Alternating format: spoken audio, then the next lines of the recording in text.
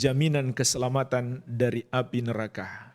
Dalam hadis yang mulia ini Rasulullah SAW mengabarkan kepada kita bahwasanya Allah mengharamkan atas neraka untuk membakar orang yang mengucapkan la ilaha illallah, yang dengan itu dia mencari wajah Allah Subhanahu wa taala. Maka hadis yang mulia ini menunjukkan kepada kita keutamaan kalimat la ilaha illallah. Kenapa sampai seperti itu jemaah sekalian? Padahal hanya sebuah kalimat. Tapi itulah kunci kita masuk surga. Karena di dalamnya terkandung kewajiban terbesar.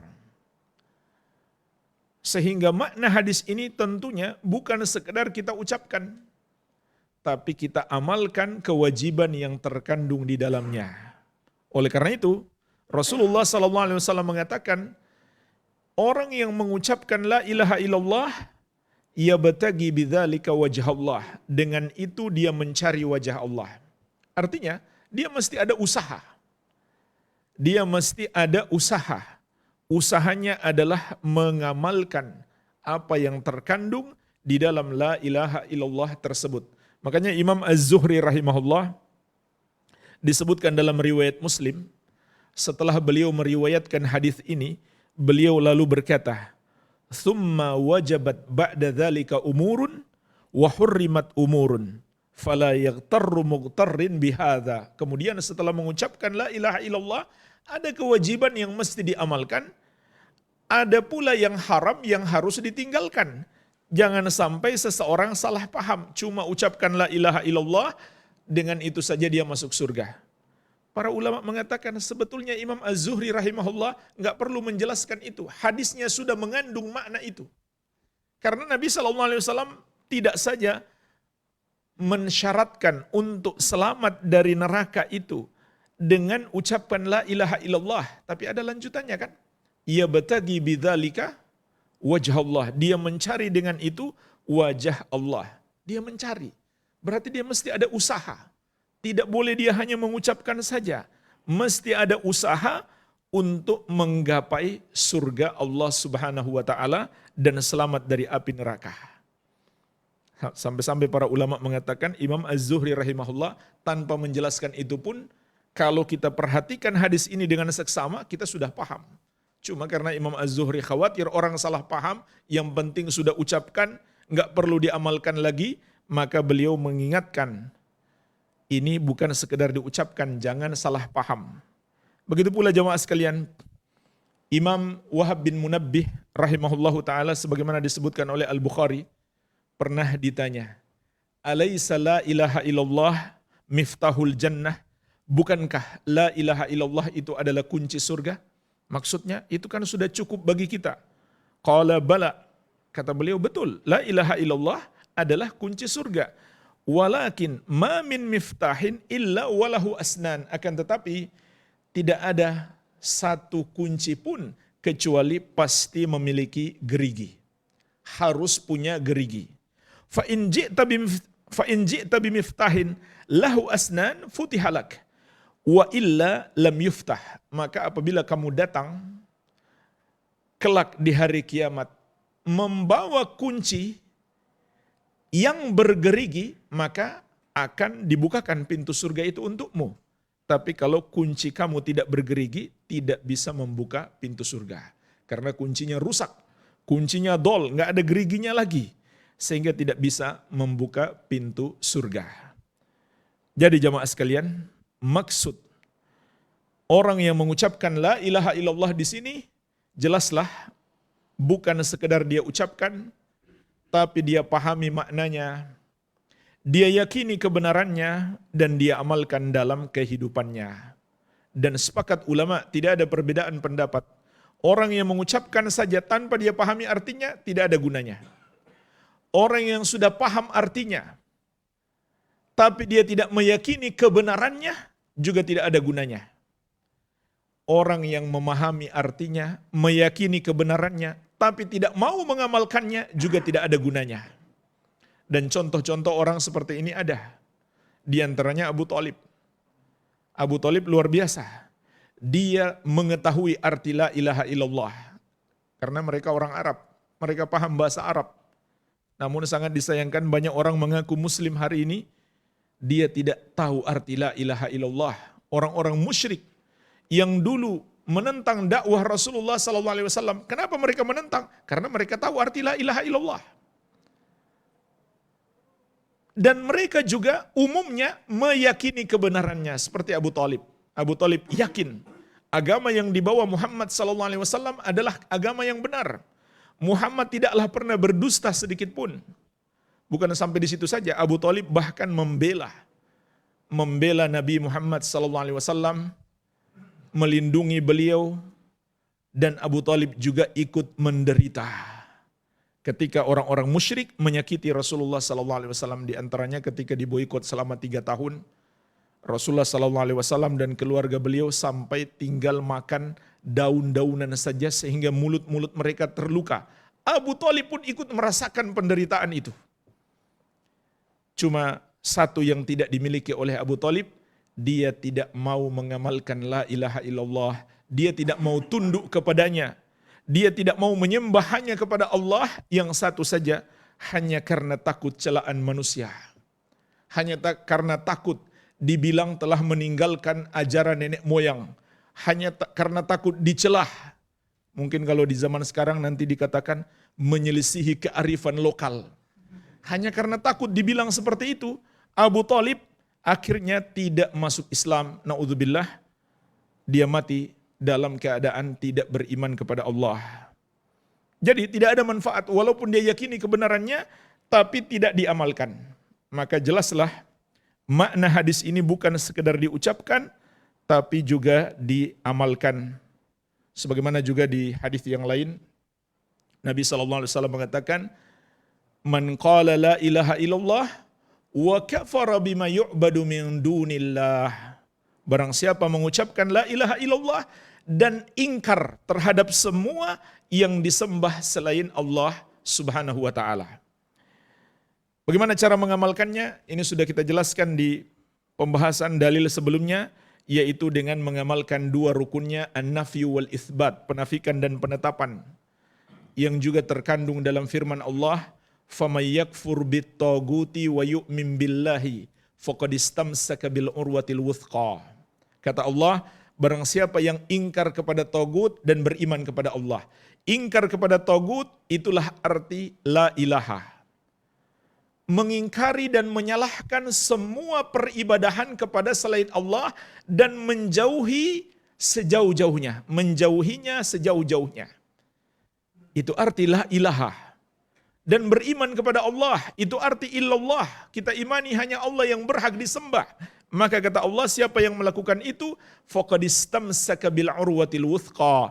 Dia telah berpegang teguh dengan tali yang sangat kuat. Sahabat menafsirkan tali yang sangat kuat itu maknanya adalah kalimat la ilaha illallah. Maka jemaah sekalian, Allah menjamin pasti selamat dari api neraka dan pasti masuk surga barang siapa datang menghadap Allah Subhanahu wa taala kelak di hari kiamat dengan membawa la ilaha illallah. Oleh karena itu hadis ini juga bermakna bukan sekedar dia ucapkan, tapi dia pertahankan sampai akhir hayat. Karena Rasulullah SAW juga bersabda, Innamal a'mal bi khawatimiha. Sesungguhnya amalan-amalan itu tergantung penutupannya. Jadi harus kita pertahankan kalimat la ilaha illallah ini, selalu kita amalkan sampai kita berpisah dengan kehidupan dunia ini. Sebagaimana juga nasihat seluruh para nabi dan rasul kepada anak-anak mereka, fala tamutunna illa wa antum muslimun. Janganlah kamu mati kecuali dalam keadaan muslim.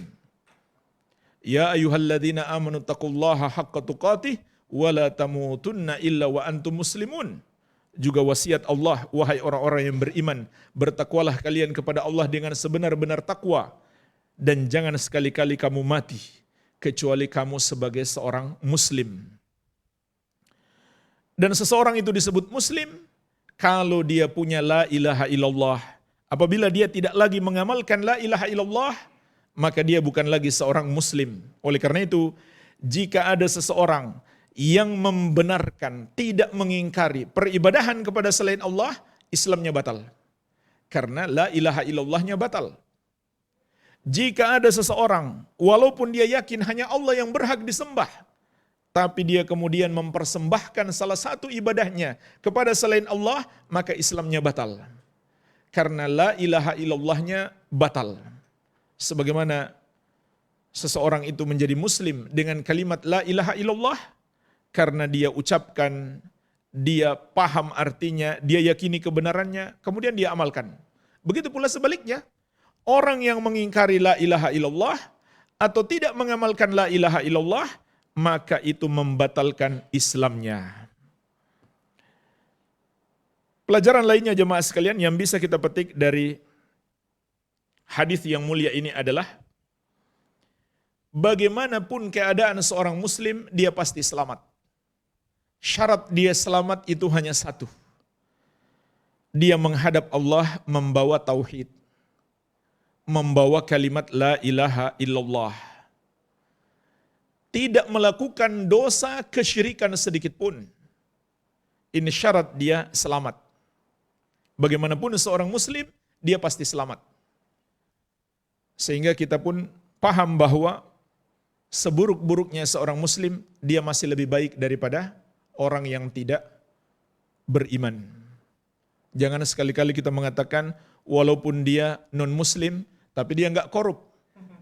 Sedangkan yang muslim itu korup. Ini juga kesalahan dalam berfikir.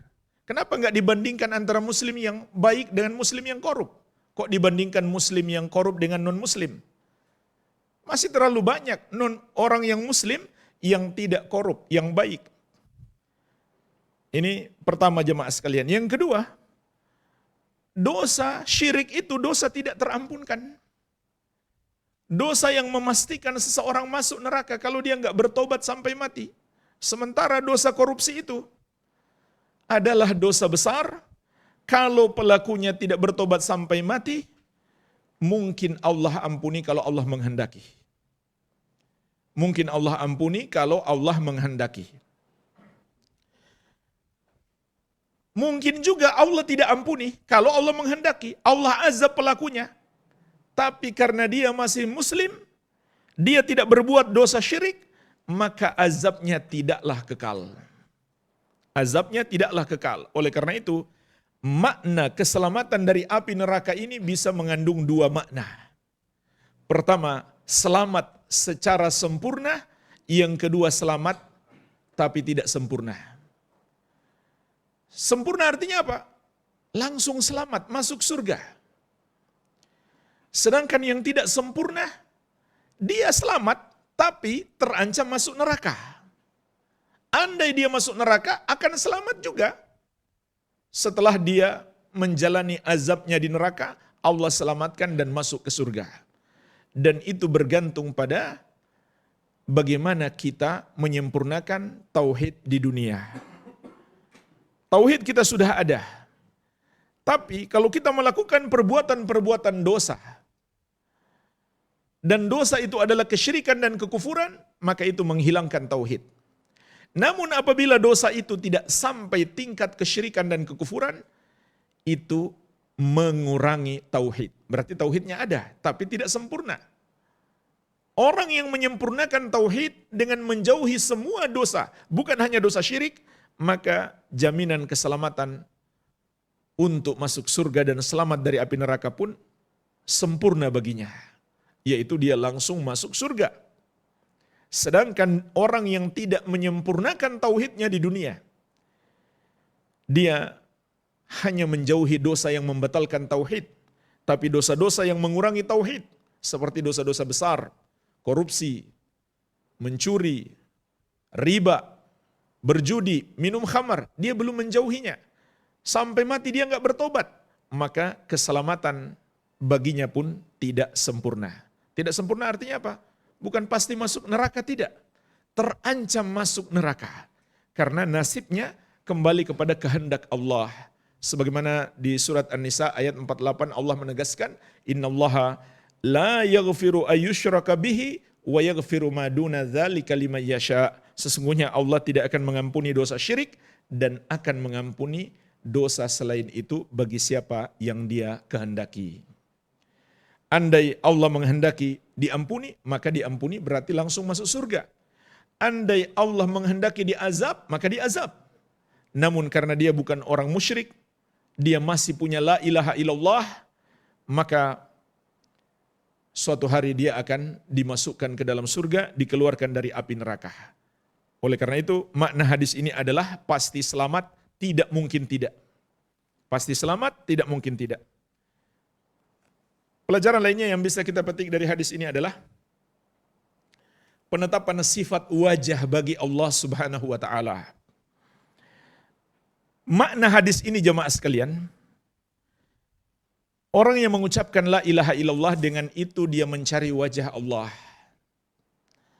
Maksudnya adalah dia ingin masuk surga. Dia berusaha masuk surga. Dan akan mendapatkan nikmat terbesar bagi penghuni surga, yaitu melihat wajah Allah Subhanahu wa taala. Itu maknanya. Dia ingin masuk surga agar mendapatkan nikmat terbesar penghuni surga, yaitu melihat wajah Allah Subhanahu wa taala. Inilah nikmat terbesar penghuni surga. Dan para ulama salaf dulu mengingatkan, barang siapa mengingkari suatu kemuliaan, maka dia tidak akan mendapatkan kemuliaan itu. Ini bahaya besar. Kalau kita mengingkari Allah itu punya wajah, kita takwilkan lain, ini bahaya besar jemaah sekalian. Bisa-bisa kita dihukum oleh Allah tidak bisa melihat wajahnya. Ini bahaya yang luar biasa. Maka dari itu, kita nggak pernah mendengarkan seorang sahabat pun menakwilkan makna wajah itu bukan wajah yang sebenarnya. Penakwilan-penakwilan seperti itu baru ada belakangan ketika muncul Jahm bin Sufwan dengan kelompoknya Jahmiyah. Kemudian Mu'tazilah terpengaruh padanya. Kemudian Asy'ariyah, Maturidiyah, Kullabiyah terpengaruh kepada Mu'tazilah. Mereka tidak mengimani bahwa Allah memiliki wajah beneran. Mereka bilang maksud wajah Allah itu bukan wajah sebenarnya, tapi maksudnya zat Allah saja, kekuasaan Allah, atau keinginan Allah memberi nikmat, macam-macam mereka tafsirkan. Dan mereka menafikan sifat wajah bagi Allah Subhanahu wa taala. Dan mereka tidak pernah bisa mau mengatakan ini akidah sahabat, enggak pernah. Paling mereka bilang akidah Asy'ariyah. Karena enggak ada seorang sahabat pun berkata seperti ucapan mereka. Para sahabat mengimani sifat-sifat Allah dan tidak menakwilkannya macam-macam. Karena untuk menakwilkan itu butuh ilmu. Para sahabat selalu menunggu bagaimana Rasulullah SAW mengajari mereka. Itu yang mereka ajarkan kepada generasi berikutnya. Maka Ahlus Sunnah wal Jamaah dalam mengimani sifat-sifat Allah seperti sifat zat Allah, bahwa Allah memiliki wajah, ada dua jalan yang ditempuh oleh Ahlus Sunnah. Yang pertama adalah menetapkan seperti yang ditetapkan oleh Allah dan Rasulnya di dalam Al-Quran dan Sunnah. Apa yang dikatakan oleh Allah, apa yang dikatakan oleh Rasulullah, itu saja yang kita katakan. Nggak usah dikurangi, nggak usah ditambahi. Selesai, aman kita. Selamat kita insya Allah ta'ala. Kemudian yang kedua, tidak menyerupakannya dengan sifat makhluk. Karena Allah berfirman, "Laisa kamitslihi syai'un wa huwas samiul basir." Tidak ada yang serupa dengan Allah dan Allah Maha mendengar lagi Maha melihat. Sebenarnya sebagian orang yang menolak penetapan sifat wajah Allah karena mereka punya niat mulia. Namun berangkat dari kesalahan dalam logika mereka. Karena mereka mencoba untuk beragama ini dengan mengandalkan logika mereka saja, tidak mau mengikuti jalan para sahabat Nabi SAW. Mereka bilang, kalau kita beriman kepada Allah bahwa Allah itu memiliki wajah, sama saja kita samakan Allah dengan makhluk. Karena makhluk juga punya wajah. Ini logika mereka. Maka hal seperti ini pun sebenarnya bisa dibantah dengan logika yang lebih tepat, yang lebih sehat. Misalkan para ulama mengatakan, antara makhluk saja sama-sama memiliki wajah, tapi hakikatnya berbeda. Manusia punya wajah, monyet juga punya wajah. Tapi apakah sama hakikat wajah manusia dan wajah monyet? Tentu tidak sama. Tapi sama-sama disebut wajah. Ini antara makhluk dengan makhluk. Punya penamaan yang sama, wajah, tapi hakikatnya berbeda. Maka bagaimana lagi antara Allah dengan makhluk? Dan mereka juga sebagiannya menetapkan sifat-sifat Allah yang lain. Contohnya mereka mengimani Allah itu melihat. Allah itu mendengar. Padahal makhluk juga bisa melihat dan mendengar. Tapi mereka mengatakan, kan tidak sama antara melihatnya Allah dan mendengarnya Allah dengan melihatnya makhluk dan mendengarnya makhluk. Maka kita katakan begitu pula tidak sama antara wajah Allah dan wajah makhluk. Jadi sebenarnya sederhana beriman kepada sifat-sifat Allah, tapi dibikin rumit dengan masuknya ilmu filsafat dalam Islam yang mengedepankan akal daripada wahyu. Padahal akal mereka pun akal yang pendek, tidak luas akalnya. Sehingga kita juga bisa membantah dengan akal kita sebenarnya. Iya. Kita masuk jemaah sekalian dalil yang berikutnya. Qala rahimahullah wa an Abi Sa'idin Al-Khudri radhiyallahu anhu anna Nabiy sallallahu alaihi wasallam qala. Dari sahabat yang mulia Abu Sa'id Al-Khudri.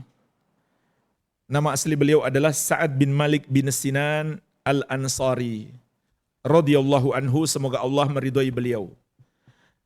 Bahwasanya Nabi sallallahu alaihi wasallam bersabda, qala Nabi Musa alaihi salam pernah meminta kepada Allah, ya Rabb alimni syai'an adzkuruka wa ad'uka bihi. Wahai Rabbku, ajarkanlah kepadaku sesuatu yang dengannya aku berzikir kepadamu dan berdoa kepadamu. Qala kul ya Musa la ilaha illallah. Maka Allah Subhanahu wa taala menjawab, katakan wahai Musa la ilaha illallah. Qala Musa pun berkata, ya Rabbi kullu ibadika yaquluna hadza. Wahai Rabbku, semua hambamu yang beriman juga mengucapkan ini. Qala, maka Allah berfirman, ya Musa, law anna samawati sab'a wa amirahunna ghairi wal aradina sab'a fi kiffatin. Seandainya langit yang 7 dan penghuninya selain aku dan bumi yang 7 diletakkan di satu daun timbangan. Wala ilaha illallah fi kiffatin, dan la ilaha illallah di daun timbangan yang lain. Malat bihinna la ilaha illallah. Niscaya kalimat la ilaha illallah itu lebih berat. Rawah Ibnu Hibban wal Hakim wa sahahahu. Diriwayatkan oleh Imam Ibnu Hibban juga Al-Hakim dan beliau mensahihkannya. Jemaah sekalian, ada perbedaan pendapat ulama terkait kesahihan hadis ini. Sebagian menganggap hadis ini sahih, sebagian ulama melemahkan. Akan tetapi makna yang terkandung dalam hadis ini adalah benar. Dikuatkan dengan hadis-hadis yang lain. Di antaranya diriwayatkan oleh Imam Ahmad dari Abdullah bin Amr bin Al-As radhiyallahu taala anhuma, Rasulullah sallallahu alaihi wasallam menceritakan tentang Nabi Nuh alaihi salam. Bukan Nabi Musa tapi Nabi Nuh. Anna Nuhan alaihi salam qala libnihi inda mautihi, bahwasanya Nabi Nuh alaihi salam berkata kepada anaknya menjelang wafat beliau, amuruka bila ilaha illallah. Aku perintahkan engkau untuk selalu mengamalkan la ilaha illallah. Fa inna samawati sab'a wal aradina sab'a. Law wudi'at fi kiffatin wa la ilaha illallah fi kiffatin rajahat bihinna la ilaha illallah. Seandainya langit yang 7 dan bumi yang 7 diletakkan di satu daun timbangan dan la ilaha illallah di daun timbangan yang lain, niscaya kalimat la ilaha illallah itu lebih berat. Walau anna samawati sab'a wal aradina sab'a kunna halqatun mubhamah laqasamathunna la ilaha illallah. Dan seandainya langit yang 7 dan bumi yang 7 adalah sebuah lingkaran yang tidak memiliki celah, yang sangat kuat, niscaya kalimat la ilaha illallah sanggup untuk menembusnya. Jadi jemaah sekalian, ada riwayat yang lain yang menegaskan keutamaan la ilaha illallah yang mirip dengan hadis tentang Nabi Musa alaihi salam, sehingga makna yang terkandung dalam hadis ini itu sahih. Insyaallah taala kita lanjutkan sedikit. Belum ya? Masih lama. Masih berapa menit lagi? Baik. Dan juga ada hadis yang lain yang mirip dengan ini, yang menjelaskan kepada kita betapa beratnya kalimat la ilaha illallah itu kelak di timbangan kebaikan kita. Yaitu sebuah hadis yang masyhur yang disebut atau dinamakan oleh para ulama dengan istilah hadithul bitaqah, hadis kartu. Kenapa sampai disebut hadis kartu? Mari kita lihat hadisnya. Diriwayatkan oleh Imam At-Tirmidzi, An-Nasa'i, Ibnu Hibban dan Al-Hakim dan yang lainnya. Rasulullah SAW bersabda, "Yusahu birajulin min ummati ala ru'usil khalaik yaumal qiyamah." Akan dipanggil, diteriaki seorang dari kalangan umatku di hadapan seluruh makhluk kelak di hari kiamat. Fayunsyaru lahu tis'atun wa tis'una sijilla. Kemudian ditampakkan di hadapannya 99 catatan amalannya. Kullu sijillin minha maddal basar. Setiap satu catatan itu sejauh matanya memandang. Dan isi semua catatan itu adalah dosa. 99 catatan, setiap satu catatan sejauh matanya memandang. Jadi luar biasa banyaknya dosa yang dia lakukan. Tsumma yuqal, kemudian dikatakan kepadanya, "Atunkiru min hadza syai'an? Adzalamaka katabati al-hafidun?" Apakah engkau mengingkari dosamu ini sedikit pun? Ataukah para penulis yang aku utus, yaitu para malaikat yang mencatat amalanmu, telah menzolimimu, menulis yang tidak kamu lakukan? Fayaqula ya Rabbi, tidak wahai Rabbku, aku tidak mengingkari. Karena dia ini orang beriman. Beda dengan orang kafir, mereka ingkar. Maka Allah tutup mulut mereka, Allah jadikan tangan dan kaki mereka bicara. Sampai kulit mereka bicara. Kalau orang yang beriman, dia akui dosanya. Fayuqal alaka udhrun au hasanah? Maka dikatakan kepadanya, apakah engkau punya uzur, punya alasan untuk membela dirimu, atau punya satu kebaikan? Fayahabur rajul, maka orang ini pun segan. Dia ingat ada kebaikan, tapi dia segan mengucapkan, karena sudah lihat dosanya begitu banyak. Andai dia ucapkan kebaikannya, nggak ada apa-apanya, dibandingkan dengan dosa yang begitu banyak. 99 catatan dosa, setiap satu catatan sejauh matanya memandang. Kalikan 99 itu. Fayaqula, sehingga dia mengatakan tidak. Tidak ada alasan, tidak ada amalan, tidak ada kebaikan. Kalaupun disebutkan nggak akan sebanding dengan dosa itu. Nggak ada gunanya disebutkan. Fayuqal bala innalaka indana hasanah wa innahu la dzulma alaikal yaum. Maka dikatakan kepadanya, bahkan sesungguhnya di sisi kami engkau memiliki satu kebaikan dan hari ini engkau tidak akan dizolimi. Ini adalah pengadilan yang paling adil. Engkau tidak akan dizolimi sedikit pun. Fayukhraju lahu bitaqah fiha, maka dikeluarkanlah sebuah kartu.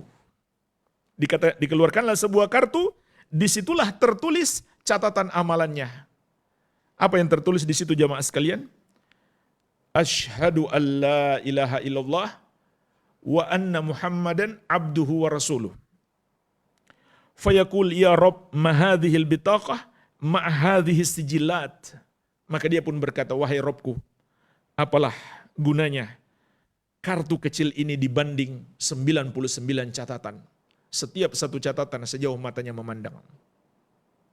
Karena secara zahir nggak ada apa-apanya, hanya sebuah kartu. Kalau dibandingkan dengan 99 catatan tersebut, hanya sebuah kartu kecil. Fayuqal innaka la tudlam. Maka dikatakan kepadanya, hari ini engkau tidak akan dizalimi. Fatuda'u sijillat fi kiffatin wal bitaqatu fi kiffatin. Maka diletakkanlah 99 catatan dosanya yang setiap satu catatan sejauh matanya memandang diletakkan di satu daun timbangan, dan kartu itu diletakkan di daun timbangan yang lain. Fatashatis sijillat wa thaqulatil bitaqah. Maka ternyata catatan-catatan dosa itu lebih ringan dan kartu itu lebih berat. Maka dengan sebab itu dia mendapatkan ampunan Allah Subhanahu wa ta'ala. Jadi jemaah sekalian, inilah sebab terbesar kita mendapatkan ampunan Allah Subhanahu wa ta'ala, yaitu mentauhidkan Allah tabaraka wa ta'ala, tidak melakukan dosa kesyirikan sedikit pun. Jangan sampai kita menghadap Allah dengan membawa dosa kesyirikan. Dan dari sini juga kita bisa mendapat pelajaran yang sangat penting, yaitu tentang luasnya rahmat Allah Subhanahu wa ta'ala bagi orang-orang yang beriman. Betapa banyak pun dosa yang dilakukan oleh orang-orang yang beriman itu masih ada harapan untuk mendapatkan ampunan. Karena luasnya rahmat Allah Subhanahu wa ta'ala. Dan tauhid adalah sebab terbesar kita diampuni, melebihi sebab apapun. Sudah pernah kita terangkan jemaah sekalian, sebab-sebab diampunkannya dosa itu kan banyak. Bisa dengan amal-amal soleh yang kita lakukan, solat, puasa, zakat, haji. Itu bukan sekedar pahala yang kita dapatkan, tapi juga pengampunan dosa. Tapi amal-amal soleh itu tidak bisa menghapuskan dosa syirik. Nggak ada gunanya kita solat, puasa, zakat, haji kalau masih berbuat dosa syirik. Justru dosa syirik itulah yang menghapuskan amalan-amalan tersebut. Dosa syirik hanya bisa dihapus dengan tauhid. Kita tinggalkan syirik itu, kita bertobat kepada Allah, dan kita amalkan tauhid. Begitu pula membantu orang yang kesusahan. Ini juga luar biasa jemaah sekalian. Jangan kita sia-siakan. Seorang wanita pezina saja diampuni oleh Allah hanya karena dia membantu memberi minum seekor anjing yang kehausan. Maka bagaimana lagi kalau kita membantu orang yang beriman? Rasulullah SAW mengatakan, "Man naffasa an mu'minin kurbatan min kurabid dunya, naffasallahu anhu kurbatan min kurabi yaumil qiyamah." Siapa yang melepaskan kesusahan orang beriman di dunia, Allah akan melepaskan kesusahannya di hari kiamat. Begitu pula musibah yang menimpa kita juga adalah sebab terhapusnya dosa. Tapi jemaah sekalian, walaupun kita berbuat baik kepada orang lain, walaupun musibah banyak menimpa kita, namun kita tidak punya tauhid, maka tidak akan diampuni dosa-dosa kita. Sia-sia. Maka kita pun paham bahwa tauhid itu sebab terbesar diampunkannya dosa seorang hamba. Dan ini ditegaskan lagi dengan hadis yang terakhir dalam bab ini. Qala rahimahullah walid Tirmidzi wa hassanahu. Dan diriwayatkan oleh Imam At-Tirmidzi dan beliau menghasankannya. An Anasin radhiyallahu anhu, dari sahabat yang mulia Anas bin Malik, semoga Allah meridhai beliau. Sami'tu Rasulullah sallallahu alaihi wasallam yaqul, aku pernah mendengarkan Rasulullah sallallahu alaihi wasallam bersabda, qala Allah taala, Allah Subhanahu wa taala berfirman. Hadis qudsi.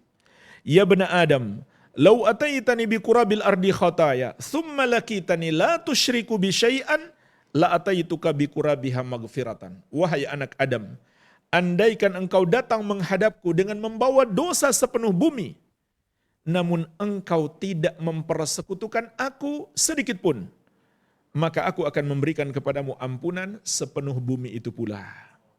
Maka hadis ini memberi pelajaran kepada kita bahwa tauhid adalah sebesar-besarnya sebab hamba mendapatkan ampunan. Sebab ampunan itu banyak, namun yang paling besar potensinya kita untuk mendapatkan ampunan adalah mentauhidkan Allah dan menjauhi dosa syirik. Dan perhatikanlah jemaah sekalian, menjauhi dosa syirik di sini Allah katakan, engkau menghadapku tanpa berbuat syirik sedikit pun. Maka ini mencakup syirik besar maupun syirik kecil. Syirik besar maupun syirik kecil. Makanya banyak ulama berpendapat dosa syirik kecil juga tidak akan diampuni oleh Allah sebagaimana syirik besar. Karena juga Allah mengatakan dalam bentuk umum, innallaha la yaghfiru ayyushraka bihi. Sesungguhnya Allah tidak akan mengampuni dosa syirik. Allah tidak mengatakan itu syirik besar saja, sehingga itu juga mencakup syirik kecil. Walaupun di sini ada khilaf ulama, namun kita harus takut. Dosa syirik pun sangat berbahaya. Sehingga para ulama mengatakan dosa syirik itu adalah dosa terbesar setelah syirik besar. Dan yang paling berbahayanya adalah setiap dosa syirik akan menjerumuskan seseorang dalam syirik besar. Setiap dosa syirik kecil bisa jadi menjerumuskan seseorang dalam syirik besar. Jadi dosa syirik kecil pun kita tidak boleh pandang remeh. Maka ini sebuah janji dari Allah. Apabila kita berjumpa dengannya tanpa membawa dosa syirik sedikit pun, kita akan diampuni oleh Allah Subhanahu wa taala, menunjukkan kepada kita besarnya pahala tauhid dan bahwasanya tauhid itu merupakan sebab terbesar diampunkannya dosa-dosa para hamba. Sudah masuk Isya? Baik. Pelajaran lainnya yang bisa kita petik dari hadis ini adalah bantahan kepada golongan Khawarij dan Mu'tazilah. Khawarij mengatakan orang yang melakukan dosa besar di dunia dia kafir, bukan lagi seorang muslim, dan di akhirat pasti masuk neraka dan kekal di neraka. Sedangkan Mu'tazilah mengatakan di dunia dia bukan lagi muslim walaupun dia juga tidak kafir. Ini pendapat baru yang dibuat-buat oleh Mu'tazilah. Sedangkan di akhirat Mu'tazilah sama saja dengan Khawarij, mereka mengatakan dia kekal di neraka. Maka hadis ini membantah mereka. Allah dalam hadis qudsi mengatakan, andai engkau datang kepadaku membawa dosa sepenuh bumi. Artinya dosa yang sangat besar, yang sangat banyak. Tapi bukan dosa syirik. Summa lakitani la tusyriku bi syai'an. Namun engkau menghadapku tanpa membawa dosa syirik sedikit pun. Maka aku akan berikan kepadamu ampunan sepenuh bumi itu pula. Jadi masih mungkin mendapatkan ampunan. Kalau dia sudah kafir, tidak mungkin dia mendapatkan ampunan. Begitu pula, kalau dia bukan orang yang kafir, maka tidak mungkin dia kekal di neraka. Sebab Allah telah menetapkan yang tidak diampuni dosanya dan yang kekal di neraka hanyalah orang-orang kafir. Sebagaimana juga firman Allah, innal ladzina kafaru min ahlil kitabi wal musyrikina fi nari jahannama khalidina fiha ulaika hum syarrul bariyah. Sesungguhnya orang-orang kafir yang berasal dari dua golongan, yaitu golongan ahlul kitab, Yahudi dan Nasrani, dan al-musyrikin, semua yang menyembah kepada selain Allah. Tempat mereka di neraka jahanam, mereka kekal di dalamnya, mereka itulah seburuk-buruknya makhluk. Jadi hadis ini dan hadis-hadis yang semisal, yaitu hadis-hadis yang menjelaskan tentang dikeluarkannya para pelaku dosa besar dari neraka setelah mereka menjalani azab, ini semuanya bantahan kepada keyakinan golongan Khawarij, begitu pula golongan Mu'tazilah.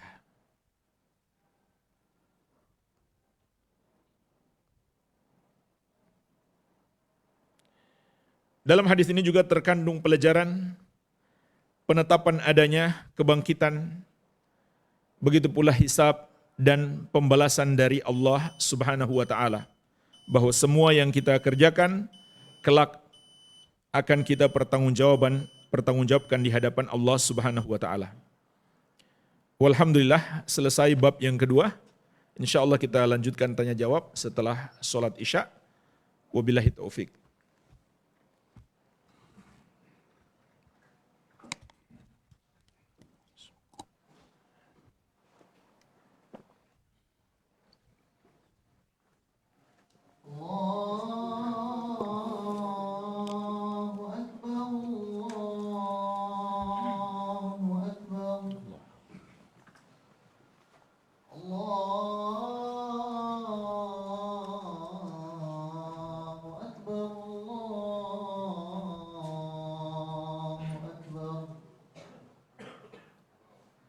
أشهد أن لا إله إلا الله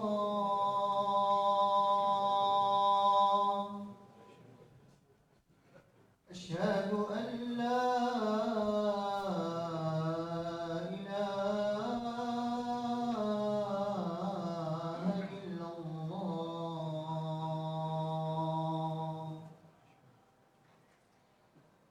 أشهد أن محمد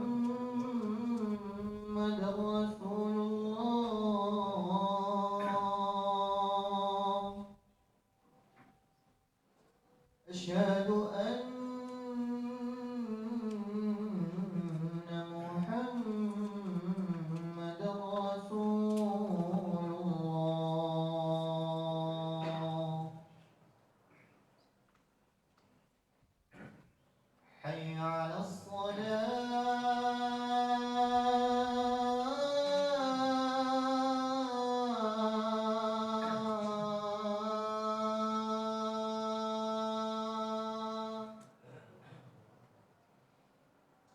حي على الصلاة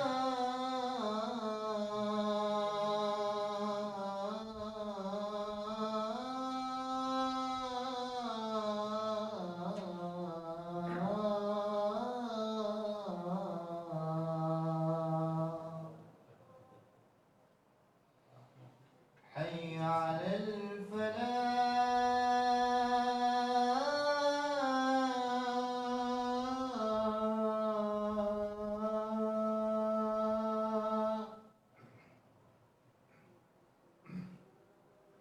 حي على الفلاح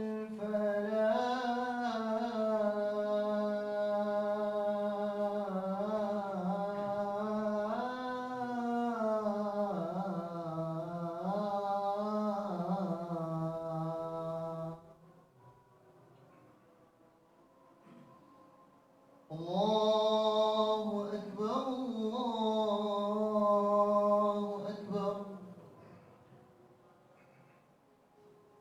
لا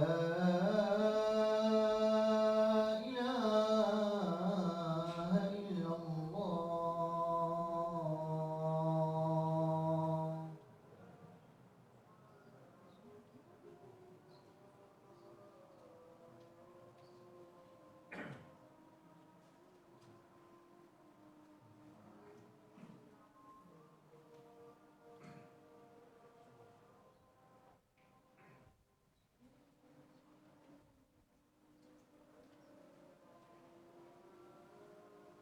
الله أكبر الله أكبر أشهد أن لا إله إلا الله أشهد أن محمد رسول الله حي على الصلاة حي على الفلاح قد قامت الصلاة قد قامت الصلاة الله أكبر الله أكبر لا إله إلا الله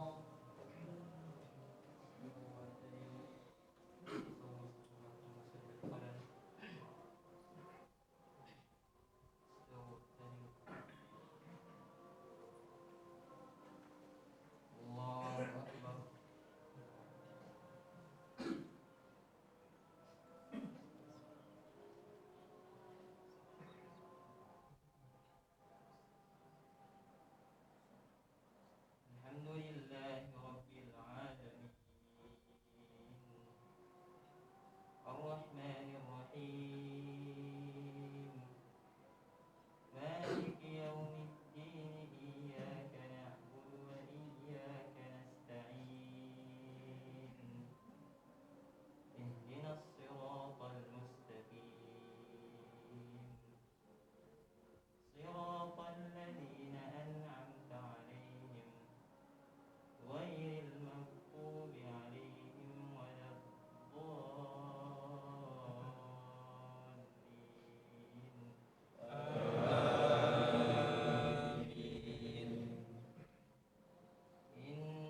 الذين قالوا ربنا الله ثم استقاموا فلا خوف عليهم ولا هم يحزنون أولئك أصحاب الجنة خالدين فيها جزاء بما كانوا يعملون الله أكبر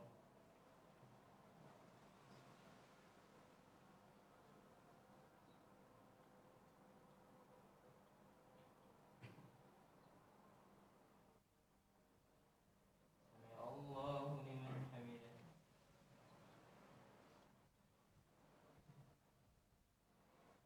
الله أكبر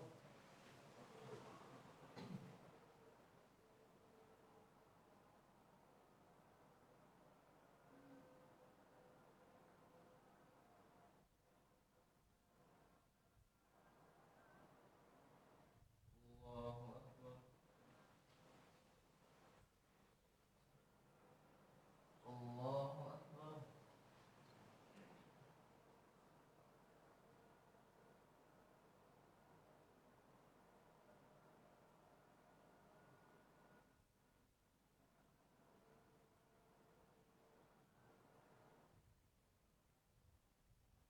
الله أكبر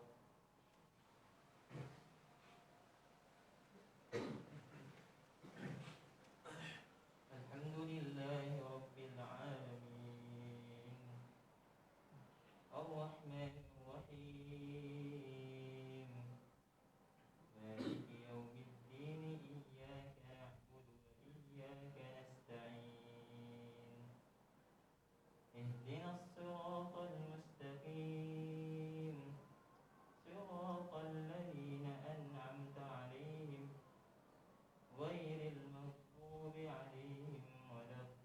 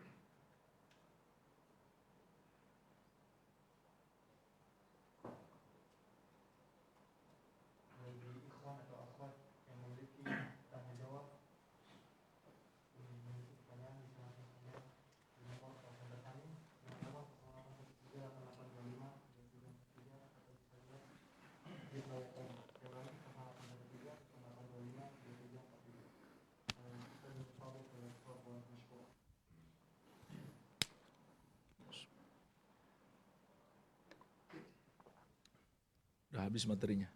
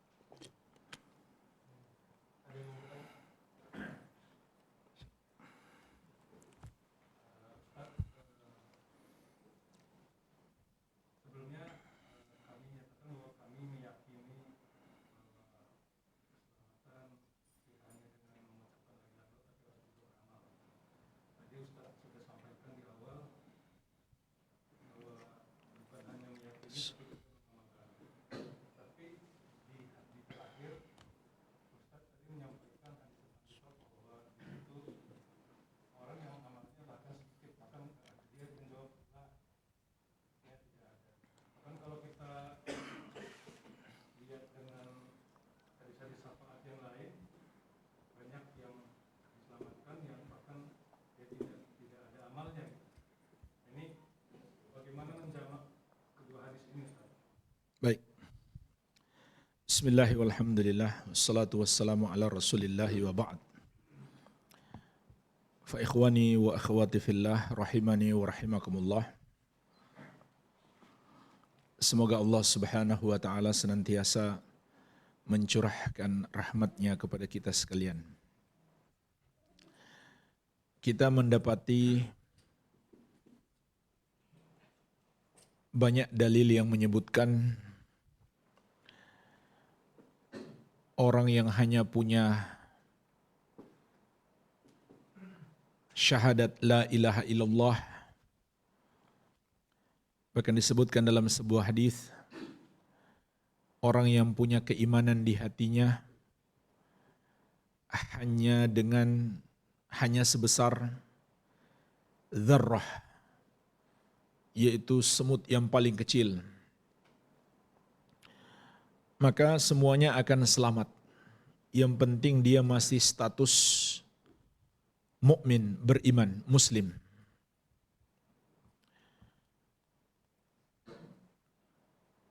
Dia bukan orang kafir,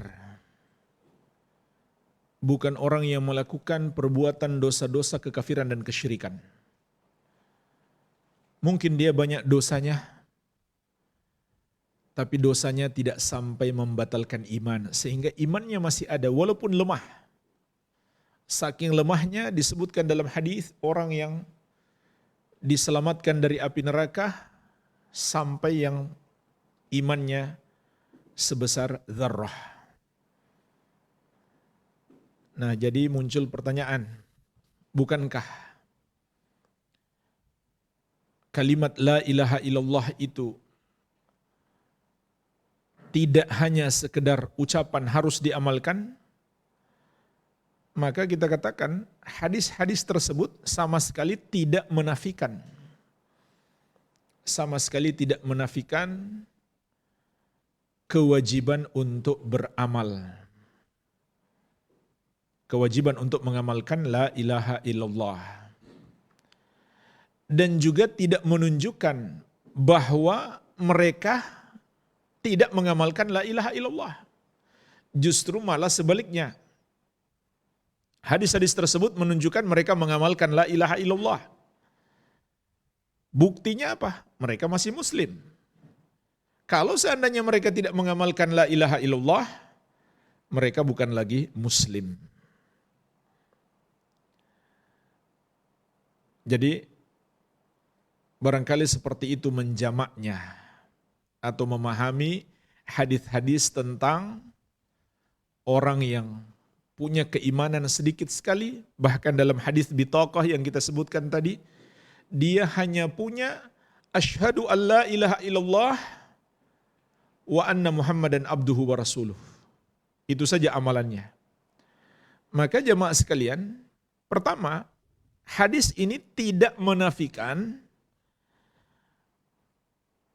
kita harus mengamalkan syahadat itu. Bahkan juga tidak menafikan dia hanya sekedar ucapkan. Hadis tidak bilang begitu. Dia memiliki asyhadu an la ilaha illallah wa anna muhammadan abduhu wa rasuluh. Bukan sekedar dia ucapkan. tapi dia yakini kebenarannya setelah dia pahami maknanya dan dia amalkan dalam hidupnya.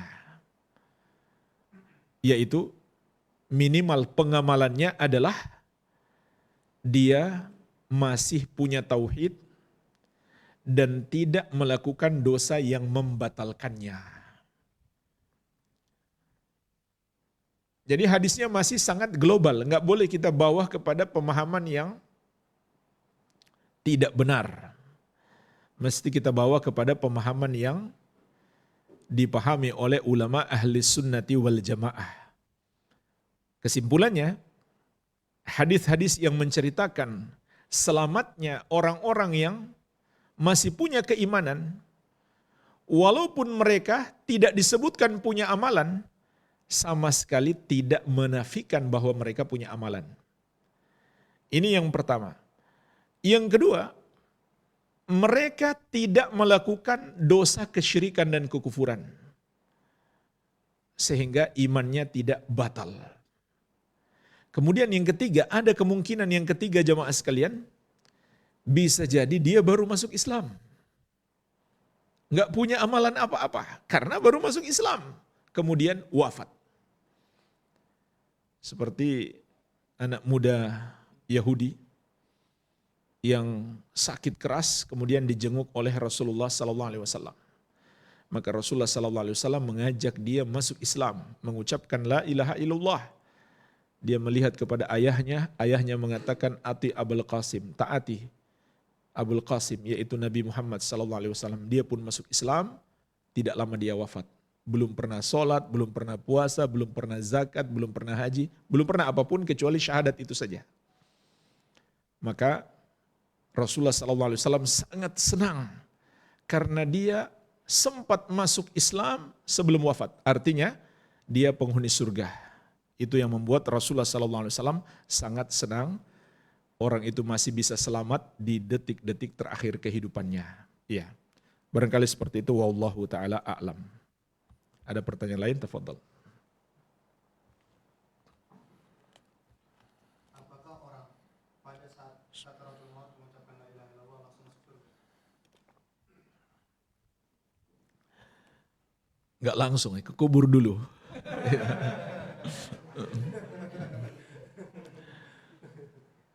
Masuk surga nanti di hari kiamat setelah dibangkitkan. Dan yang pertama masuk surga adalah Nabi kita yang mulia, Nabi Muhammad sallallahu alaihi wasallam. Jadi surga dan neraka itu sudah ada. Tapi belum ada manusia yang mendapatkan ganjarannya, yaitu ganjaran surga ataupun ganjaran neraka. Begitu pula jin. Itu nanti setelah hari kebangkitan. Namun, makna man qala la ilaha illallah, man kana akhiru kalamihi la ilaha illallah dakhalal jannah, barang siapa yang akhir ucapannya la ilaha illallah dia masuk surga, artinya dia sudah dijamin akan masuk surga. Dia sudah dijamin akan masuk surga. Dan juga kuburan penghuni surga itu bagaikan salah satu taman surga. Karena Allah surga dan mengalir sejuknya surga itu sampai ke kuburannya. Dan kuburannya diluaskan sejauh matanya memandang. Dan dia dipakaikan dengan pakaian surga. Dan dia tidur dengan kasur yang berasal dari surga juga. Sehingga kuburannya itu bagaikan sebuah taman surga. Ya. Wallahu alam. Jika ada seorang tua yang masih bermaksiat, lalu masih memiliki rasa sopan kepada anak-anak, memiliki perlakuan sopan kepada anak-anaknya, hanya saja jika anaknya menasihatinya tentang dosa-dosanya atau maksiatnya, dia tidak terima dan marah-marah. Akhirnya sang anak tidak bisa berbuat apa-apa dan marah, takut orang tuanya marah kembali. Apakah sebaiknya yang dilakukan oleh anaknya? Dan apakah ada doa khusus untuk orang tua tersebut? anak harus terus berusaha menasihati orang tua. Dan itulah bakti terbesar seorang anak kepada orang tua. Ketika dia berusaha menasihati orang tua, walaupun dia harus menanggung kemarahan orang tua. Semakin orang tuanya marah, pahalanya insya Allah semakin besar, karena kesabaran yang dia lakukan pun semakin besar pula. Dan harus berusaha untuk melunakkan hati orang tua supaya tidak marah. Apakah dengan memberi hadiah atau apapun perbuatan baik kepada orang tua untuk melunakkan hati. Begitu pula meningkatkan kualitas ilmiah dalam memberi nasihat. Terkadang orang mendengarkan nasihat kita tidak senang, tidak terima, bisa jadi karena kualitas ilmiahnya kurang. Bagaimana meningkatkan kualitas ilmiahnya? Perkuat dalilnya. Perkuat dalilnya. Apakah dalil dari Al-Quran maupun dari hadis Rasulullah SAW. Dan ketika kita membacakan dalil ayat Al-Quran dan hadis Nabi SAW, maka insya Allah itu lebih mengena di hati manusia. Ayat-ayat Allah dan hadis Nabi SAW itu akan lebih membekas di dalam hati manusia. Ya. Jadi harus terus berusaha. Cuma mungkin merubah strateginya lebih bagus dengan pendekatan melembutkan hati dan juga dengan lebih ilmiah. Begitu pula bisa ditempuh cara-cara yang lain seperti menghadiahkan sebuah buku untuk dibaca orang tua kita. Begitu pula mengajak ke majelis ilmu atau sambil duduk bersama di ruang tamu kita setel TV dakwah dan lain-lain. Itu juga bisa jadi cara kita berdakwah kepada orang tua. Doa yang terbaik seperti yang diajarkan oleh Allah Subhanahu wa taala, wa qur rabbirhamhuma kama rabbayani shaghira. Ucapkanlah rabbirhamhuma kama rabbayani shaghira. Wahai Rabbku, rahmatilah kedua orang tuaku sebagaimana mereka memelihara aku ketika kecil. Doa memohon rahmat itu mencakup dua hal. Yang pertama ampunan atas dosa-dosanya yang sudah berlalu dan hidayah untuk masa sekarang dan masa yang akan datang. Jadi ini doa luar biasa. Rabbirhamhuma kama rabbayani shaghira. Itu sudah mencakup kita mohonkan ampunan atas dosa-dosa orang tua kita dan kita mohonkan hidayah untuk masa sekarang dan masa yang akan datang. Dan ini juga bisa dibaca saat orang tua sudah wafat. Namun ini tidak bisa dibaca saat orang tua kita, kalau orang tua kita bukan muslim.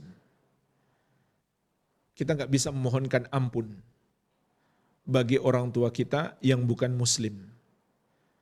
Allah Subhanahu wa taala mengingatkan, "Makana lin-nabi walladzina amanu ayastaghfiru lil musyrikina walau kanu uli qurba." Tidak boleh bagi seorang nabi dan orang-orang yang beriman memohonkan ampun bagi kaum musyrikin walaupun kerabat dekat. Tapi boleh kita doakan supaya dapat hidayah kalau orang tuanya masih hidup dan bukan muslim. Kita doakan supaya dapat hidayah. Kalau dia muslim dan melakukan dosa, dua-duanya kita ampuni. Kita doakan. Doa ampunan dan doa hidayah. Dan itu sudah tercakup dalam Rabbirhamhuma kama rabbayani shaghira. Ya. Dan ingatlah jemaah sekalian, tugas kita hanya berusaha. Soal diterima atau tidak, itu sudah bukan urusan kita. Itu urusan Allah Subhanahu wa ta'ala. Dan bagaimanapun keadaan orang tua kita selama masih muslim, walaupun dia pelaku dosa besar, tetap anak harus mendoakan ampunan. Namun, walaupun dia baik sama kita, baik sama orang, tidak melakukan maksiat kecuali satu saja maksiatnya, yaitu kufur kepada Allah, kita nggak boleh doakan lagi supaya diampuni, apalagi kalau sudah mati. Jadi seburuk-buruk orang tua kita selama masih muslim, itu masih jauh lebih baik daripada na'udzubillah yang kafir kepada Allah Subhanahu wa taala. Wallahu alam. Saat anak berumur 40 tahun kalau berkenaan masih.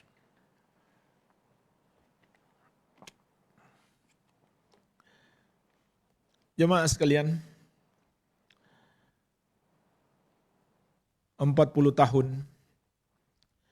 berarti sudah melewati separuh kehidupan umumnya manusia. Karena Rasulullah SAW mengabarkan umur umatku 60-70 tahun. Maksudnya itu kebanyakannya. Sedikit yang lewat daripada itu. Berarti umumnya usia seperti itu sudah dekat kepada kematian. Oleh karena itu seharusnya lebih memikirkan bagaimana persiapan kehidupan setelah mati. Walaupun jemaah sekalian, seorang muslim tidaklah menunggu umur 40 tahun baru mempersiapkan bekal. Karena faktanya kematian itu datang kapan saja. Terutama di hari-hari yang baru saja kita lewati.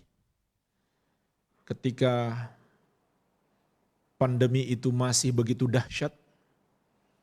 Betapa banyak orang yang wafat tanpa memandang usia. Anak-anak muda wafat, orang tua pun wafat.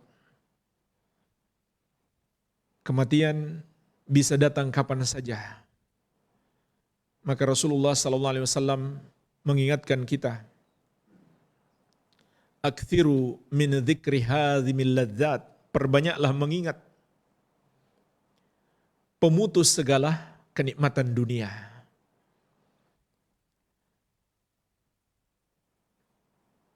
Bukan sekedar ingat mati, tapi Rasulullah SAW menyuruh kita perbanyak ingat mati. Dan beliau ingatkan juga, kematian itu memutuskan segala kenikmatan dunia. Artinya, segala kemewahan, fasilitas, kekayaan di kehidupan dunia ini tidak bisa menolong kita di kubur kita. Tidak akan kita bawa serta ke alam kubur. Kita bawa pun gak ada gunanya, gak akan bisa menolong kita. Kematian memutuskan semua kelezatan dunia. Dan ketika Rasulullah SAW ditanya, ya Rasulullah, ayyul mu'minina aqyas? Wahai Rasulullah, orang mukmin manakah yang paling cerdas? Maka beliau menjawab, aktsaruhum lil mauti dzikra wa ahsanuhum lima ba'dahu istidadan. Orang mukmin yang paling cerdas itu adalah yang paling banyak mengingat mati dan paling baik persiapannya untuk kehidupan setelah mati. Dan jemaah sekalian, hari ini kita belajar bekal terbaik, persiapan yang paling utama untuk menghadap Allah adalah tauhid. Dan semua yang terkait dengan tauhid, mempelajarinya, mendalami ilmunya. Gak ada gunanya kita sudah paham tauhid kunci keselamatan, kitanya malas-malasan untuk belajar tauhid. Kita belum bisa mengenal kesyirikan dengan baik. Kita nggak bisa membedakan mana syirik besar, mana syirik kecil. Kita nggak tahu mana pintu-pintu syirik. Jadi jemaah sekalian, kita belajar tentang keutamaan tauhid agar kita semangat belajar tauhid. Begitu pula selalu kita prioritaskan dalam amalan kita, dalam keseluruhan hidup kita. Pengamalan tauhid menutup pintu-pintu kesyirikan, menjauhi kesyirikan itu sejauh-jauhnya. Begitu pula jemaah sekalian, mendakwahkannya. Mendakwahkan tauhid juga termasuk sebesar-besarnya sebab kita diampuni oleh Allah. Kalau saja tadi kita sebutkan seorang wanita pelacur diampuni oleh Allah hanya karena dia berbuat baik kepada seekor anjing, menyelamatkan anjing itu dari kesusahan dunia. Bagaimana lagi dengan orang yang menyelamatkan manusia dari kesusahan akhirat?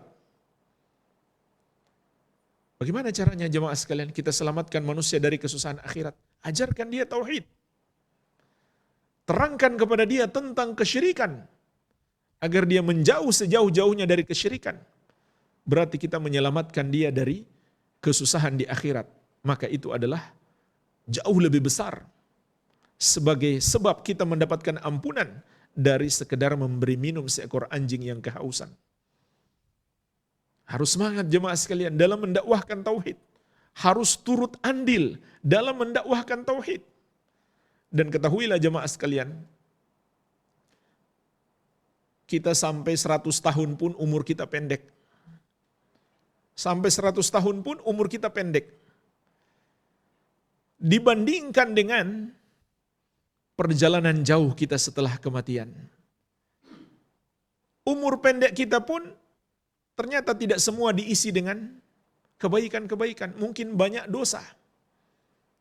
Maka Allah yang Maha Penyayang memberi kesempatan kepada kita.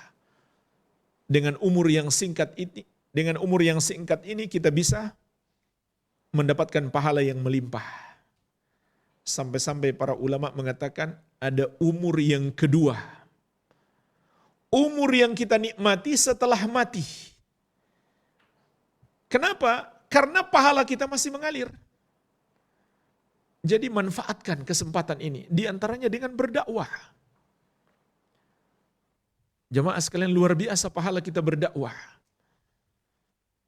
Kalau ada satu orang mendengarkan dakwah kita, dia dengarin saja kita sudah dapat pahala. Setiap dia amalkan, pahala mengalir kepada kita. Bagaimana kalau 10 orang? 100 orang? Kemudian, orang yang kita dakwahi, ngajarin lagi kepada orang lain.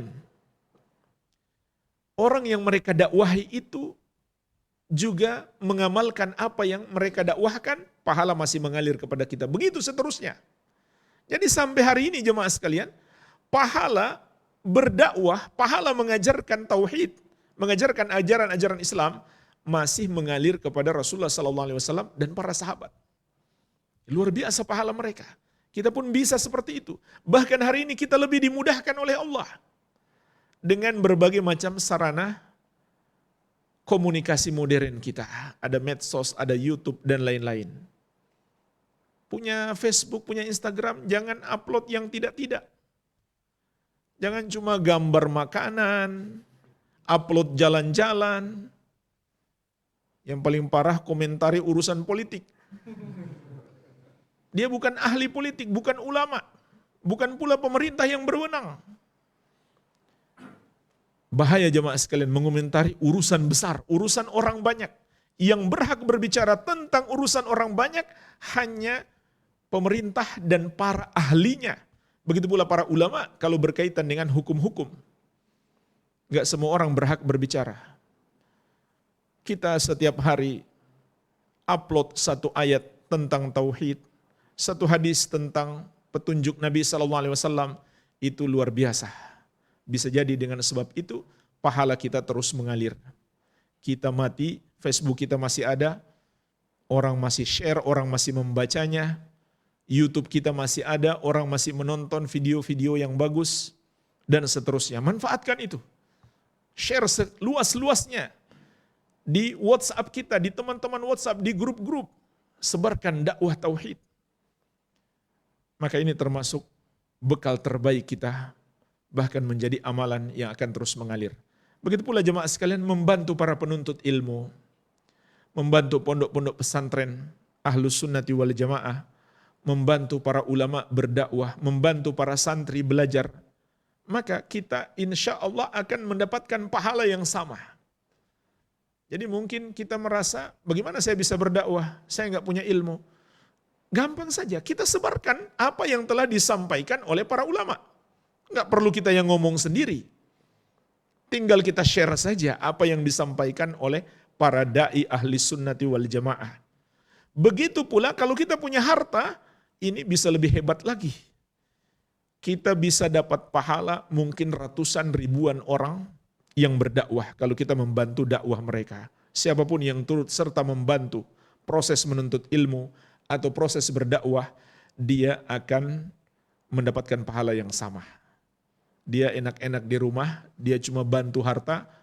Para ulama yang berdakwah, para ustadz berdakwah, tapi pahalanya juga mengalir kepada dia. Jadi ini manfaatkan di umur yang tersisa ini untuk memperbanyak amalan-amalan yang bisa terus mengalir karena umur kita sangat pendek. Mungkin itu saja, wallahu alam. Dua terakhir. Yang ini dulu, Pak.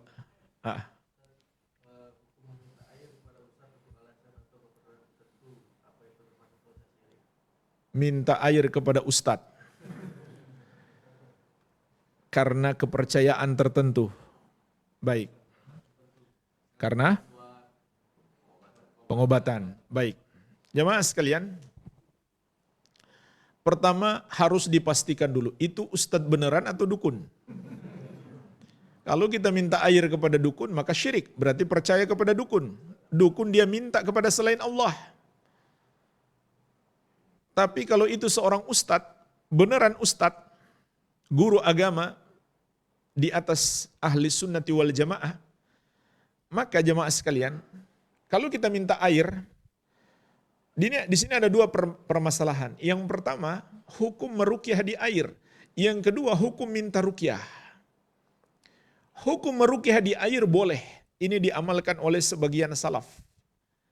Jadi caranya kita ambil air, kita bacakan Al-Fatihah misalkan di air itu.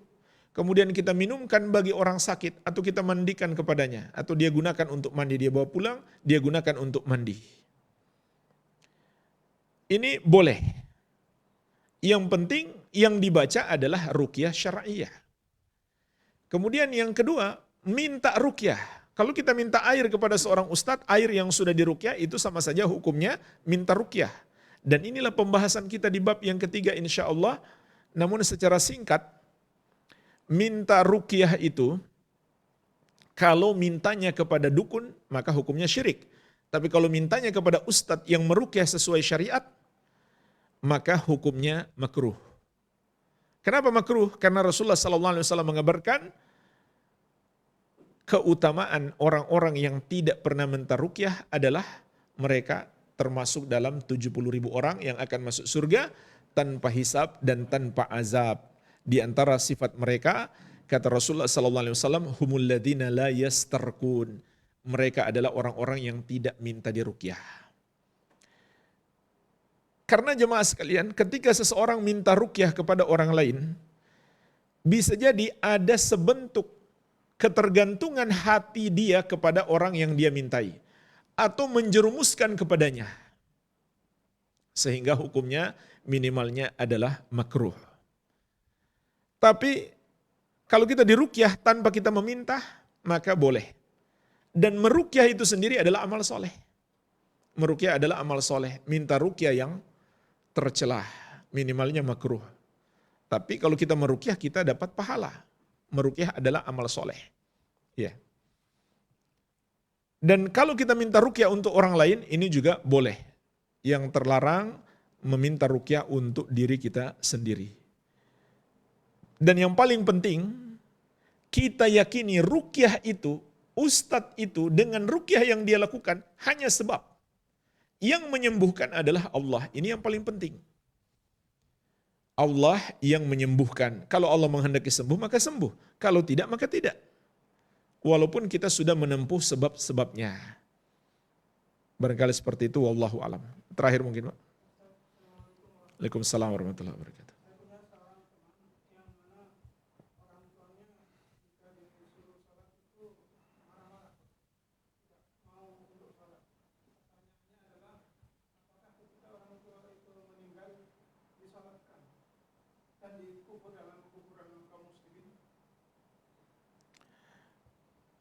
Pertanyaan semisal pernah ditanyakan kepada Syekh Ibnu Baz, Syekh Ibnu Utsaimin dan para ulama yang lainnya. Maka terkait dengan hukum meninggalkan sholat, para ulama tersebut menyebutkan itu termasuk kekafiran, pembatal keislaman. Karena dalil-dalilnya itu jelas. Di antaranya Rasulullah SAW menegaskan, bainar rajul wa bainas syirki wal kufri tarkus shalah. Pemisah antara seseorang dengan kesyirikan dan kekufuran, meninggalkan solat.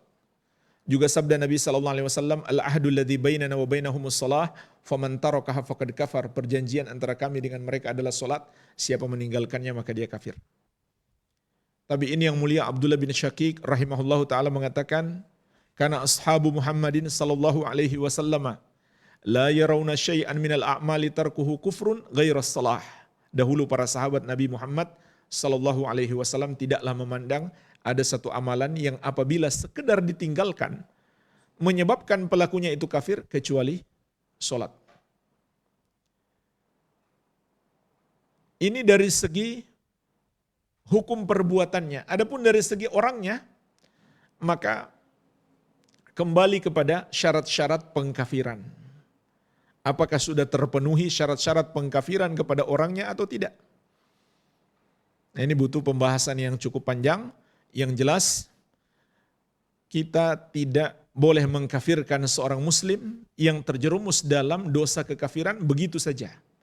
Harus terpenuhi dulu syarat-syarat pengkafiran dan hilangnya penghalang. Ya, di antaranya iqamatul hujjah, untuk menyingkirkan kebodohan. Karena kebodohan itu adalah uzur. Kebodohan itu adalah uzur. Oleh karena itu, urusan status dia kafir atau tidak, maka kita kembalikan kepada orang-orang yang berilmu.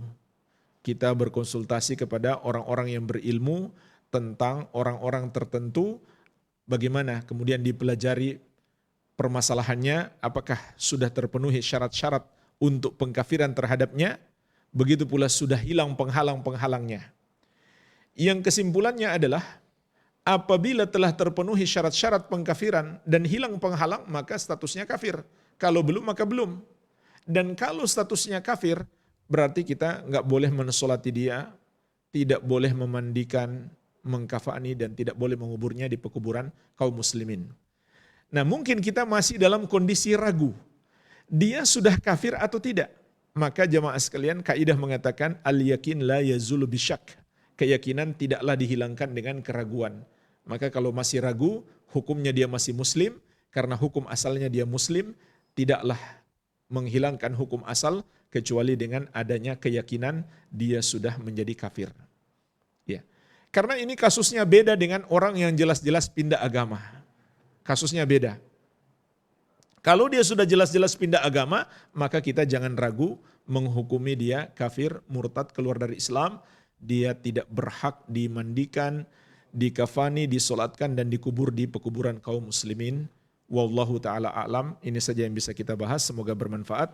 Lebih dan kurangnya saya mohon maaf. Wabillahi taufik. Subhanakallahumma wabihamdik. Asyhadu an la ilaha illa anta astaghfiruka wa atubu ilaik. Wa sallallahu ala nabiyina Muhammadin wa alihi wasallam. Walhamdulillahi rabbil alamin. Wassalamualaikum warahmatullahi wabarakatuh.